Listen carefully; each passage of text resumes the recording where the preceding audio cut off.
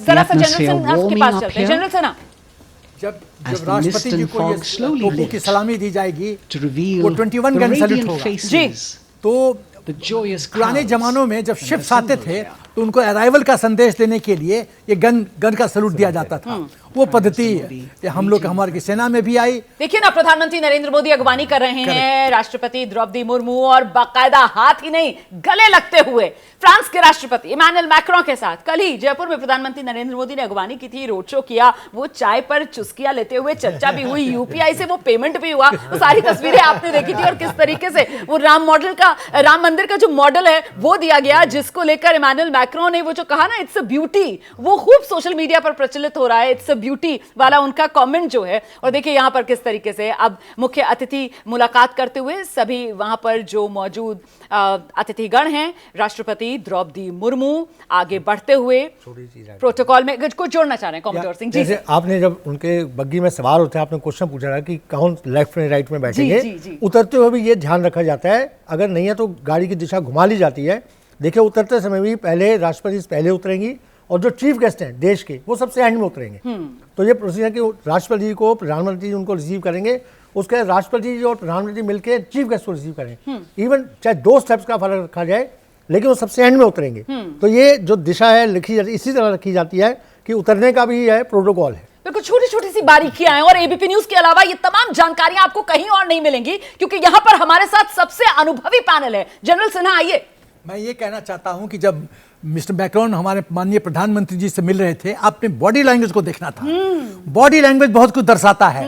आंखों आंखों में प्रेम, सम्मान, दोनों का एक दूसरे का हथेली पकड़ के हथेली मतलब रखना थोड़ी देर कुछ सेकंड्स के लिए, ये दर्शाता है मिस्टर मैक्रोन की दोस्ती, फ्रांस और हिंदुस्तान की मैत्री। और मैं कहता हूं कि आज यूरोप में फ्रांस हमारे लिए एक पिलर है, पिलर ऑफ स्ट्रेंथ है, हमारा सही मित्र है। और मिलिट्री इक्विपमेंट का जो सप्लाई है, state of the art technology जो कर रहे हैं वो सराहनीय है। और भविष्य में और सर ये जो रिश्ते हैं भारत और फ्रांस के, ये प्रधानमंत्री नरेंद्र मोदी के नेतृत्व में नई ऊंचाइयों पर पहुंचते हुए नजर आ रहे हैं। आशीष, बिल्कुल। और देखिए रेसिप्रोसिटी थी कि पिछले साल ही पेरिस में फ्रांस ने बुलाया और पहली बार एक भारतीय बैस्टिल परेड, उनका वो रिपब्लिक डे एक होता है। देखिए प्रधानमंत्री मोदी को उन्होंने बुलाया चीफ गेस्ट, प्रधानमंत्री मोदी ने उन्हें बुलाया चीफ गेस्ट। और साथ ही साथ फ्रांस को आप ये समझिए उन स्ट्रैटेजिक पार्टनर्स में से एक है जो ज्यादा शोर नहीं मचाता, जो बहुत ज्यादा इसके बारे में ढोल नगाड़े नहीं पीटता। जैसे अमेरिका बहुत ज्यादा शोर मचाता है, क्या कुछ कर रहा है, क्या कुछ सपोर्ट कर रहा है, नहीं कर रहा है, उन सभी चीजों को लेके। लेकिन फ्रांस पश्चिम में और रशिया, ये दोनों देश बहुत ही स्ट्रैटेजिक और साइलेंट पार्टनर हैं इंडिया के। और फ्रांस ने हमेशा ही, चाहे वो बालाकोट स्ट्राइक हो या फिर कोई और अब सलामी दी जा रही है, जरा सुनते हैं।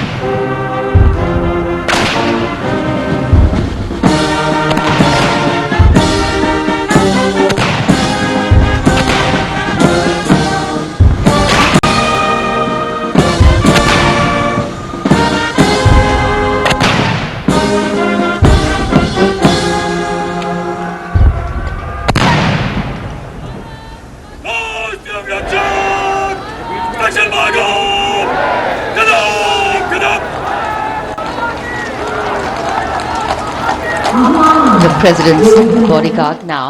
और इस बीच अब आपको एक बार फिर से ये तस्वीरें दिखा देते हैं। यहाँ पर राष्ट्रपति के अंगरक्षक ये सलामी देने के बाद, ध्वजारोहण के बाद, राष्ट्रगान के बाद आगे बढ़ते हुए अब नजर आ रहे हैं। और अब यहां पर शुरू होगा परेड का सिलसिला। किस रूप में आशीष? सबसे पहले पुष्प वर्षा होगी और इससे पहले जरूर मैं दर्शकों को डिस्क्राइब कर दूं 871 फील्ड आर्टिलरी रेजिमेंट ने 21 तोपों की सलामी दी थी। और सबसे पहले जब पुष्प वर्षा होगी उसके साथ ही साथ आपको दिखाई देगा जो परेड कमांडर हैं, जो जनरली दिल्ली जीओसी एरिया हम कहते हैं आर्मी की तरफ से, वो आते हैं। और उसके बाद में जो हमारे गैलेंट्री अवार्ड विनर्स हैं वो भी जीप में सवार होते हैं। तो उस तरह से परेड की शुरुआत होती है।